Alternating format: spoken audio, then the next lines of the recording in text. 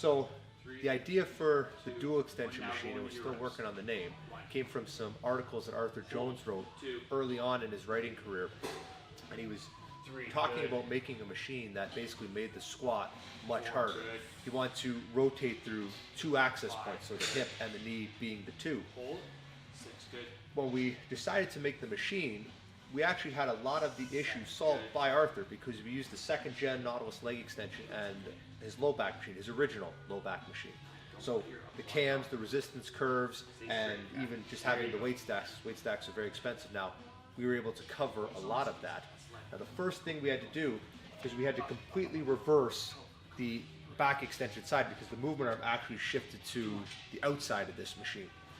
Now once we had it all working, we had them just these 2 stacks kind of side by side, and we understood that the movement would work, but the biggest issue, which he talked about in the article, was to make this for one person. It's not a big deal because my knee and my hip, the length will always be the same, but I need to be adjustable for people. So the back pad, very, very simple, just comes forward and back. That's the adjustment for the knee. But for the adjustment for the hip, we actually had to build a linear slide system, and this whole side of the machine slides forward and back, and that way we can accommodate for just about anyone's length in terms of their femur length. Once we had it all put together, we started working through some of the smaller problems. We had a range limiter put onto the one side. I'd like to have a range limiter on the leg extension side, but we haven't put it on yet. The twin 400-pound stacks is more than enough resistance for just about anyone. No one's even come close to using them at the same time. We had to put a couple braces on the back and bottom because you get someone really strong in here producing a ton of force when they're moving these 2 weight stacks. It actually wants to pull this machine together. It's really cool when you watch someone strong use it. It took us about 2.5 years to make. We probably could have done a little bit quicker, but myself and my prototype builder, who's also named Simon and also from the UK, we're both very busy, and we'd get on this thing for a couple months, and we were working away at the problems, and we'd spend a couple months doing other projects, and we'd come back again. But it's all done. It works. One day I want to get it all restored black and red because those are my colors. And we've been in talks with Pendulum and Tyler Hobson of making a more commercial available unit. We'd probably do it plate loaded. It would keep the cost of the machine down, and just the things like they have their range limiting on all their machines. It would make it a little bit more accessible for people. But it's done. It works great, and we like it. So how would you use this programming wise? What would you do?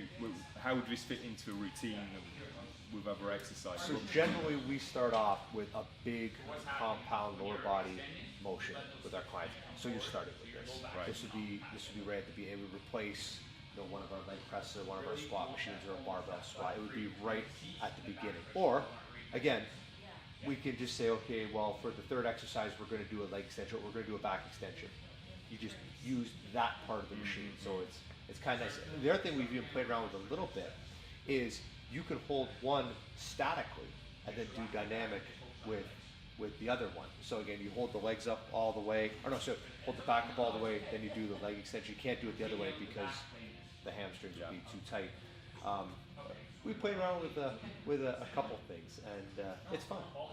It's something different, and this is fun. Arthur came up with the concept, and it took us about 2.5 years to play around with it, but it's usable. We thought it was going to tear someone too, like at that belt. It's going to pop you out of the machine because he built machines where people went flying out of them. Yeah, I've heard the stories. But it just feels such a good movement to do. It's such a, like opening yourself up like that and everything straightening. It feels great. When you get that weight appropriate, like when you know what it is and you get a few sets on it so you get used to it, your heart rate just skyrockets as fast as anything I have in here. Yeah, I can imagine. I mean, this has got to be using as much as you would in anything. Yes, essentially. And probably more than a typical barbell squat because, again, done properly, you're still working through 2 points of rotation to move a weight in a linear fashion. Yeah. There's just a wasted amount of energy there. Whereas in this, it's direct resistance the entire time. And again, on a squat, it's almost a never. I do it, so does almost everyone else. When you come to the top, you take a second, you hold it, you take your breath, you lock everything out. Yeah. On this one, you do that 1-2 second hold at the top. The muscles, You're all those working muscles, there, right? they're holding that resistance. Yeah. It was fun. You get that machine, you can use it the way it's intended, or you can just do a leg extension, or you can just do a low back, and you're essentially getting 3 motions from the footprint of one machine. So have you got a sense of what the hamstring engagement is like during that? Hammer strength? Hamstring engagement during that movement. I find that you'd probably want to still do some sort of direct hamstring curl, either seated or lying. It works, but even though, according to Arthur's research, you have to immobilize the pelvic bone down to really get to those lumbar muscles, I get a ton of low back on that machine. And interesting enough, I think there's something about that extension leg and then the belt holding you down that allows those lumbar muscles to work a little bit more than if you just do that extension on its own. Now, I don't have any proof of that. That's just my feel and some of the feel of the clients who have used it.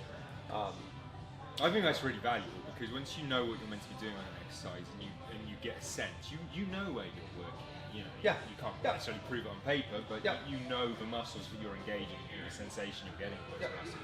Well, I have people asking me all the time if they should buy one of those core low back machines, the non-medical version. And I had enough clients who'd used the core one for 2 years or more, and we got to test them on the medical low back to see if, in fact, those lumbar muscles were strengthening. The interesting thing was, on that machine, I wouldn't call it necessarily a design flaw, but a lot of people have a hard time putting those knee restraints on as hard as you want them to be. A lot of people that we tested, they absolutely showed strength gain in the lumbar muscles, but in the last couple of inches, it dropped right off when we tested them on the medical. And because when you actually watch them in that core one, those roller pads were moving, the hips wanted to come up, and they wouldn't take any more strain around the knee in terms of those pads. The people who could handle it and could keep those hips down, they were showing strength through the full range of motion, and we were able to test it against the medical.